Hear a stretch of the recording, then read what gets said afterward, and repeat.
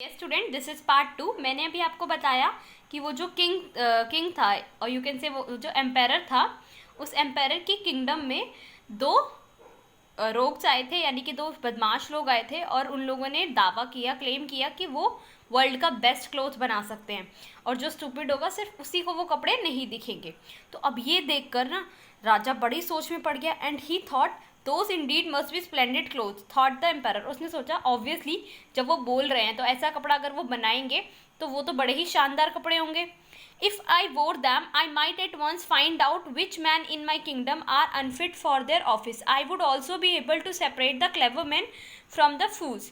और इसके साथ साथ तुमने सोचा कि अगर मैं ऐसे कपड़े पहन लूँ तो मैं अपनी ये जो किंगडम है, यानी मेरा जो ये राज्य है ना, इनमें पता लगा पाऊंगा कि कौन से लोग अपने काम के लिए अयोग्य हैं, यानी जो काम वो कर रहे हैं उसके लिए फिट नहीं है।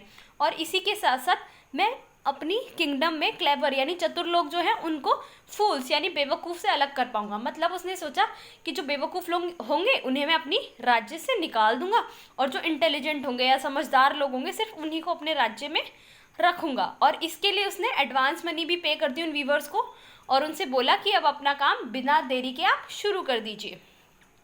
The two weavers set up two huge looms and pretended to weave, though there was nothing on the looms. अब वो जो वीवर्स थे उन्होंने बड़े बड़े दो ये लूम्स वाली मशीनें लगा दी, और ऐसा प्रिटेंड यानी ऐसा वो दिखावा करने लगे कि हाँ वो बुनाई कर दी है उन्होंने शुरू, लेकिन उनकी लूम्स पे कोई भी धागा या कोई ऐसा कपड़ा था ही नहीं। मतलब एक्चुअल में वो कोई बुनाई कर ही नहीं रहे थे, या वो कोई ऐसा कपड़ा बना ही नहीं रहे थे।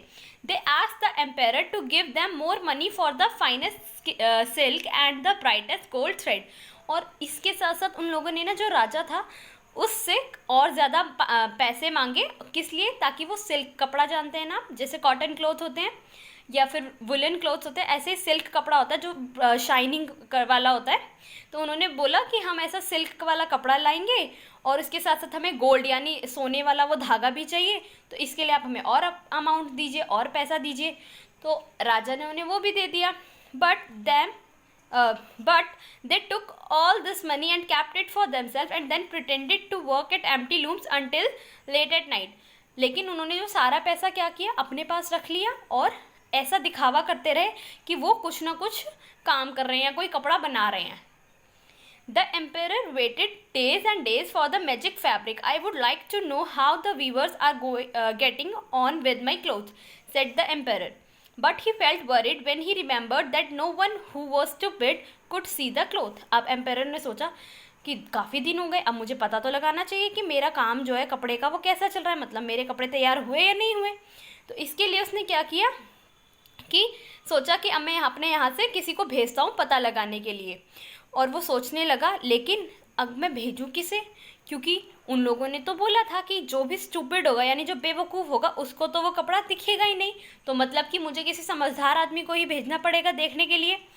आई will send my faithful old minister to the weavers, said the emperor. तो अब उसने सोचा कि मेरा जो फेथफुल यानी मेरा जो सबसे ज़्यादा वफादार और पुराना मिनिस्टर है ना, मैं उसको भेजता हूँ, और वही क्योंकि वो काफ़ी समझदार है तो इसलिए उसको तो वो कपड़ा ज़रूर ही दिखेगा।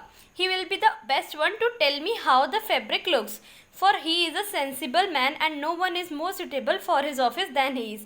क्योंकि उसके लिए वो जो उसका मिनिस्टर था वो सबसे ज़्यादा सेंसिबल, मतलब सबसे ज़्यादा समझदार इंसान था, और वो काफ़ी टाइम से उसके पास था, पुराना था उसके साथ, ठीक है, और उसे पता था कि वही मुझे सच सच बता सकता है कि मेरे जो कपड़े बन रहे हैं वो कैसे लग रहे हैं। So the faithful old minister went into the hall where the two rogues sat working at the empty looms.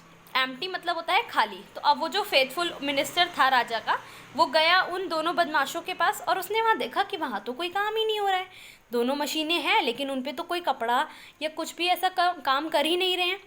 He stared first at the empty looms and then at the viewers.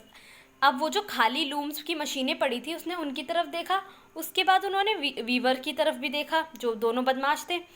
उसने देखा कि यहाँ तो कुछ काम ही नहीं हो रहा। What can be the meaning of this, thought the old man, opening his eyes wide. I cannot see the least bit of thread on looms. However, he did not express his thought aloud. अब उसने सोचा कि इन सब का क्या मतलब है। उसने अपनी आंखें और चौड़ी कर करके देखने की कोशिश की, क्या पता मुझे ये सही से नहीं दिख रहा। लेकिन उसके बाद अब उसको समझ तो आ रहा था कि अरे यहाँ तो कोई कपड़ा या कुछ भी ऐसा धागा कुछ दिख ही नहीं रहा है, लेकिन फिर भी उसने अपनी ये फीलिंग एक्सप्रेस नहीं की। मतलब कि उसने उन वीवर से पूछा ही नहीं कि आप तो कुछ काम कर ही नहीं रहे, क्योंकि अगर वो ये बोलता कि मुझे तो कपड़ा दिखाई नहीं दे रहा, तो वो कौन सिद्ध हो जाता, वो बेवकूफ़ से साबित हो जाता।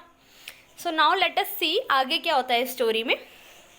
अब वो जो वीवर्स थे, they requested the old minister to step a little closer to their looms. They asked him whether the design pleased him and whether the colors were beautiful.